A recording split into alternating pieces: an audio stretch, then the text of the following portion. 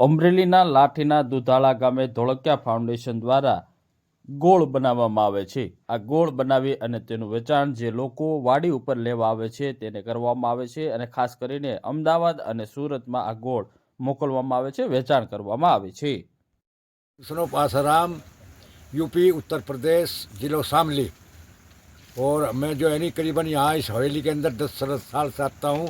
और वो बगैर किसी चीज़ के भी या किसी दवाई पाई के कोई भी फर्स्ट क्लास गुड़ बना के जाता हूँ। फर्स्ट क्लास यहाँ इतना हाई क्लास गुड़ बनता है, वो हाई क्लास।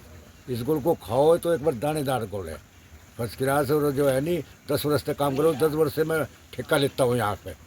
और 10 वर्ष ठेका देते हैं। सेठ बहुत बढ़िया रखता है, कोई भी किस चीज़ की वस्तु की कमी नहीं आने देता सेठ। और सेठ बढ़िया ढालों का गुड़ बनवाता है, अच्छा गुड़ बनाता हूँ। और खांड भी बनेगी 4 दिन बाद में, अभी खांड भी बनेगी। सेठ ने खांड आ रहा है, हमारे खांड का साधन यूपी से आ रहा है, यूपी से लोड हो गया। और 4 दिन 5 दिन के बाद में खांड भी सेठ बनवा रहा है, अच्छी खांड बनेगी, फर्स्ट क्लास। ठीक है। કેવી ક્વોલિટીનો હોય છે? આમ તો હું છેલ્લા 3 વર્ષથી અહીંયા નિયમિતપણે ગોળ લેવા આવું છું।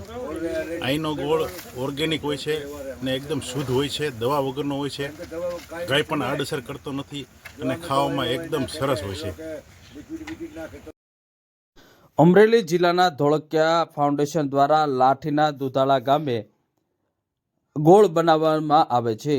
ધોળકિયા ફાઉન્ડેશનના મેનેજર કનક પટેલે જણાવ્યું કે છેલ્લા 10 વર્ષથી આ ધોળકિયા ફાઉન્ડેશનના જમીનમાં શેરડીનું વાવેતર કરવામાં આવે છે અને ઓર્ગેનિક રીતે આ વાવેતર કરવામાં આવે છે અને ત્યારબાદ દર વર્ષે ગોળ તૈયાર કરવામાં આવે છે।